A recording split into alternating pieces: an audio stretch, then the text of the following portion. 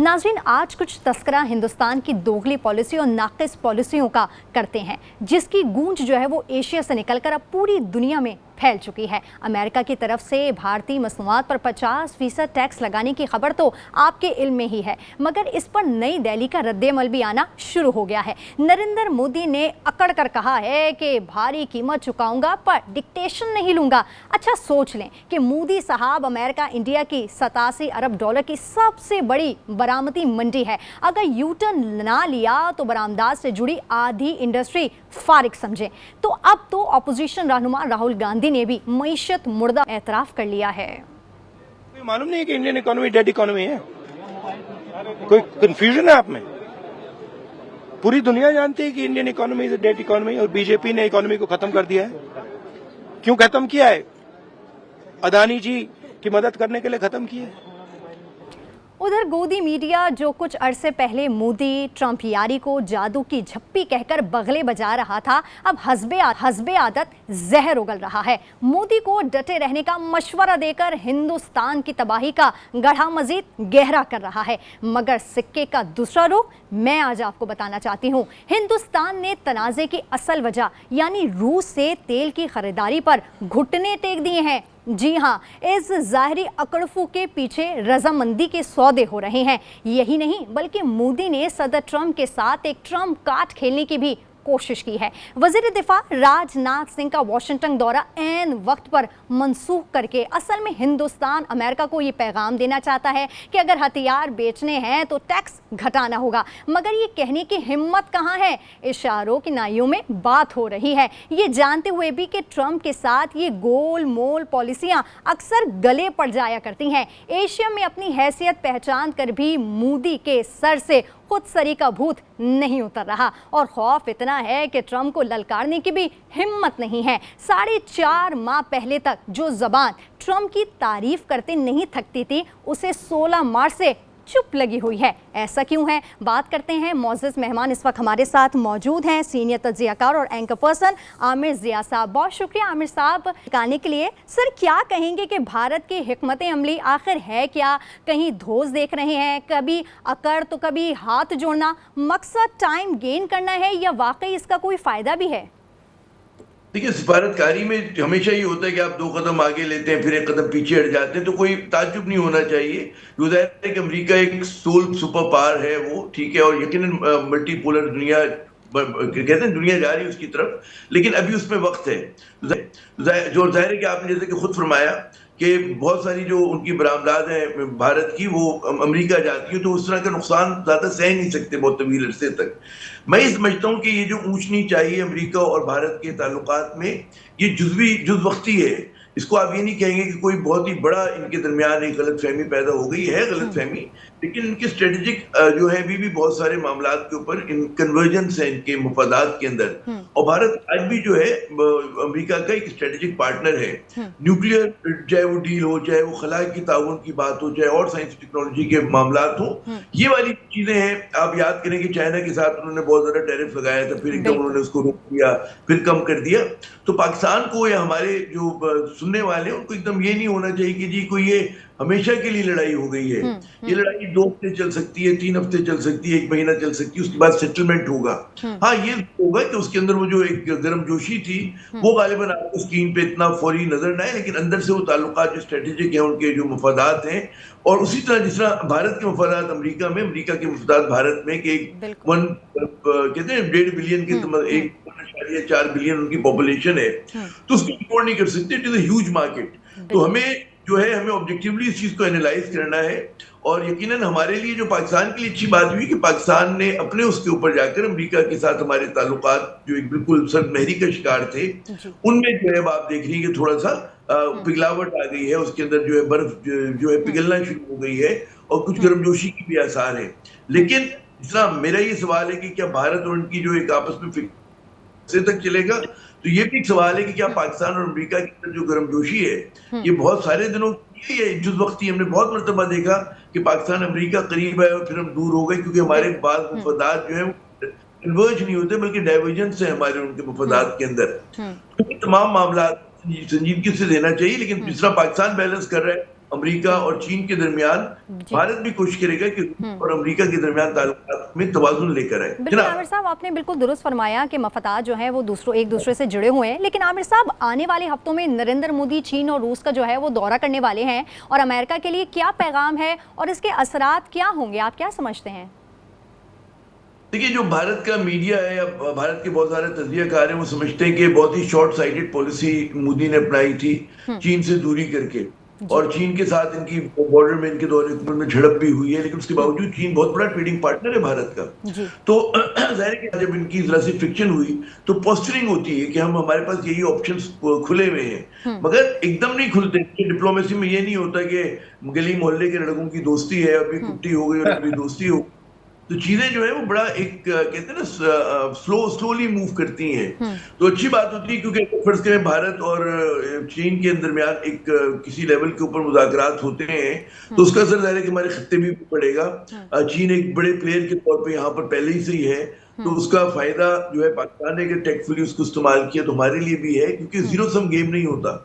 China کا اگر ان سے بات کی تو ان کا بھی انفلوئنس ہوگا، امریکہ اسی طرح کوشش کرے گا، پاکستان کے ساتھ بھی جو ہے اچھے تعلقات چاہے گا، وہ چاہے گا کہ چین کو کسی طرح نیوٹرلائز کیا جائے. تو یہ ایک ڈیلیکیٹ سچویشن ہے اور اس کے حساب سے ہمیں ایک ہائی وائر بیلنسنگ ایکٹ کرنا ہے. جی بالکل. اچھا عامر صاحب، تجارت کی بات کر لیتے ہیں تو امریکہ کو $87 ارب کی بھارتی برآمدات ہے، اور پاکستان کی امریکہ کو برآمدات پچھلے سال 10% بڑھ کر کچھ $6 ارب ہوئی ہے. کیا ہماری صنعتیں فائدہ اٹھانے کے لیے تیار بھی ہیں؟ یہ بڑا آپ نے اہم سوال کیا ہے. بات یہ ہے کہ ہمارے پاس بیچنے کو ہے کیا، ٹھیک ہے، اور جو ہم بناتے ہیں وہ اتنا مہنگا بناتے ہیں. ماشاءاللہ جو سابقہ حکومتوں کی پالیسی رہی ہے، نواز شریف صاحب کی حکومت کی، پیپلز پارٹی کی حکومت کی، انہوں نے آئی پی پیز لگائے بغیر سوچے سمجھے. ہماری یہ بجلی بہت زیادہ مہنگی ہو گئی، ہمارا انفراسٹرکچر بہت زیادہ خراب ہے، تو پاکستان کے پاس کمپیٹ نہیں کر پاتے بہت ساری چیزوں میں، اور ہم بہت ہی کہتے ہیں نا بیسک چیزیں بنا رہے ہیں. جب تک ہم ہائی اینڈ کی طرف جائیں گے، ویلیو ایڈیشن کی طرف نہیں جائیں گے، اور وہ چیزیں جو ہیں اپنی مارکیٹ کے لیے مہنگی بنا رہے ہیں. ہمارا جو جن چیزوں میں ہماری خود انحصاری تھی کاٹن پروڈکشن میں، وہ تک ہمیں درآمد کرنی پڑے گی، تو ہمیں ایک بڑا سی چینج لانا پڑے گا.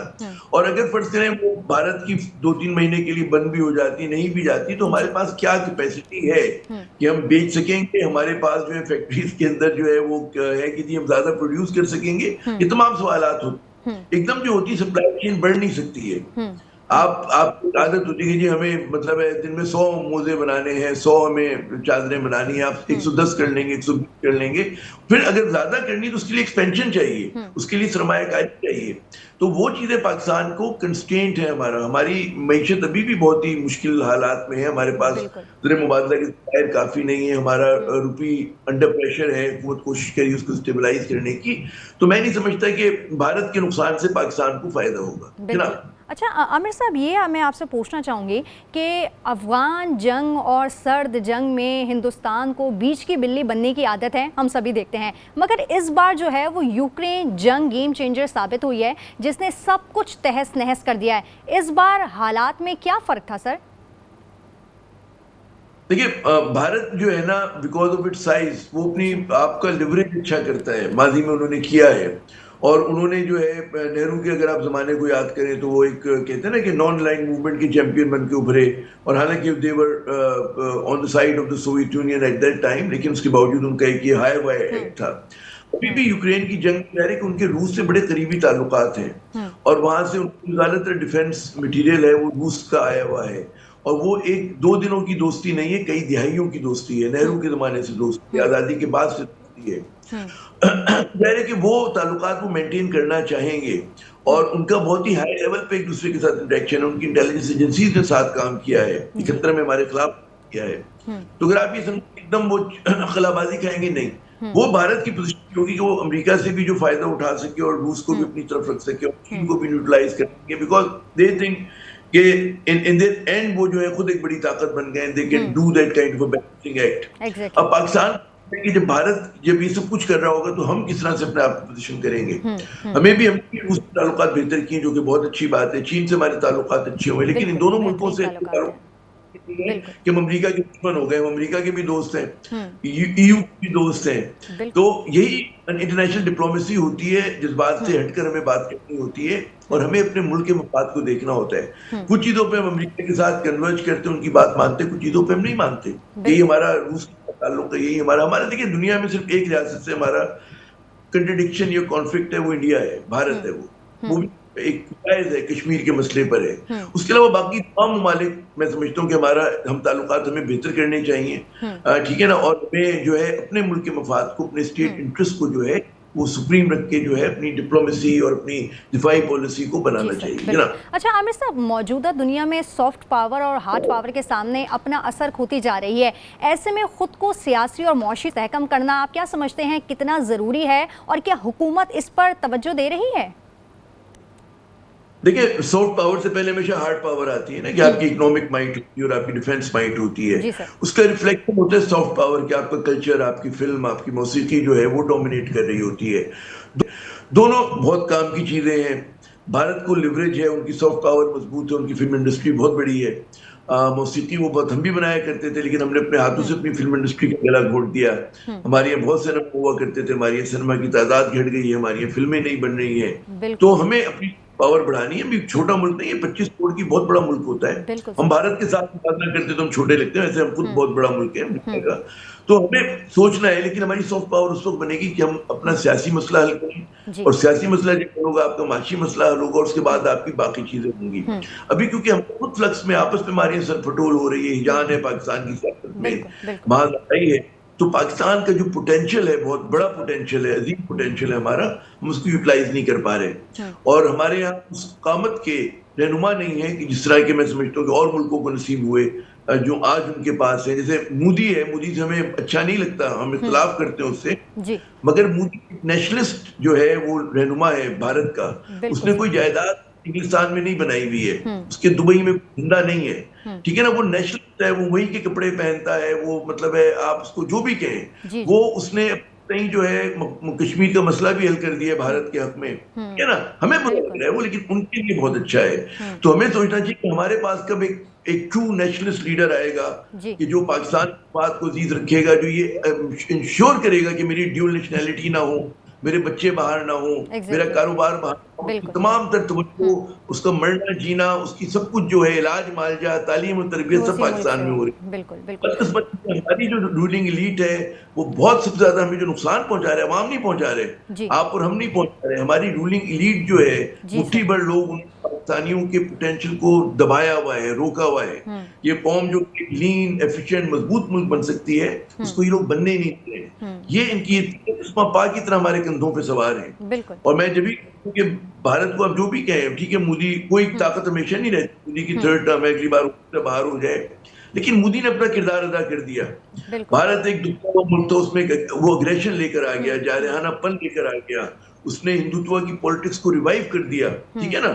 تو یہ اس کا کریڈٹ ہے, جس کو لوگ یاد کریں گے, مطلب ہے جو ہندو نیشنلسٹ ہیں وہاں کے نا, تو وہ یہ سمجھنا چاہیے. اور اس کے مقابلے میں ہمارے یہاں جو ہے نہ 3 میں نہ 13 میں ہماری جو قیادت ہے نا, معصوم سی قیادت ہے, تو ہمیں سوچنا چاہیے, ہمارے قیادت کو سوچنا چاہیے. بالکل عامر صاحب, آپ کی بالکل درست بات ہے کہ سوچنا چاہیے. عامر صاحب, امریکی تعلقات میں یکلخت گرم جوش سے اسلام آباد میں اعتماد کی فضا ہے, مگر کیا یہ اعتماد ہمیں معیشت ٹھیک کرنے اور ماحولیاتی مسائل سے نمٹنے میں مددگار ہو سکتا ہے سر؟ دیکھیں, آپ کا کوئی بھی مسئلہ نہ چین حل کرے گا نہ امریکہ حل کرے گا. پہلے تو آپ کو اپنے زور بازو پہ بھروسہ کرنا پڑتا ہے نا. میں نے کئی بار دیکھا, مشرف صاحب کا میں نے دور دیکھا, ہماری بڑی قربت تھی, ہمارا بڑا اچھا, ہماری اکانومی چل رہی تھی, لیکن بات یہ تھی کہ آپ نے اسٹرکچرل مسئلے اگر اپنے دور نہیں کریں گے تو آپ کمزور رہیں گے. امریکہ آ کے آپ کی مدد نہیں کر سکتا, چین آپ کی مدد نہیں کر سکتا. پہلی مدد ہمیں اپنی خود کرنی ہوگی, اور وہ ایک کوئی nationalist, true nationalist, Pakistani nationalist government کر کے دکھائے گی جو کہ ایماندار. تو ہمارا اصل مسئلہ ہے امریکہ, ہم کہتے ہیں جی وہ فلاں سرمایہ کاری کرے گا. مجھے وہ ڈاکٹر نظیم الحق کا بڑا اچھا لگا, اکانومسٹ ہیں, انہوں نے کہا یہ آتے ہیں مغربی ممالک آتے ہیں منرل نکالنے کے لیے, وہ افریقہ میں گئے, وہ ایشیا میں گئے, انہوں نے گھڑا چھوڑ دیا وہاں پر جہاں سے منرل نکالا تھا, لیکن غربت ویسی ہی رہی. اور ہم نے دیکھا ہے, ٹھیک ہے نا, افریقہ کے ملکوں کے پاس مسائل نہیں ہیں, لیکن کیونکہ ان کا پولیٹیکل اسٹرکچر خراب ہے تو وہ اس کا فائدہ نہیں اٹھا پا رہے. ہمارے ساتھ بھی یہی ہو رہا ہے کہ بہت اچھے پولیٹیکل اسٹرکچر, معیشت اسٹرکچر جو ہے وہ پاکستان کی حکومت کو چاہیے کہ اس کے اوپر بھی فوکس کرے.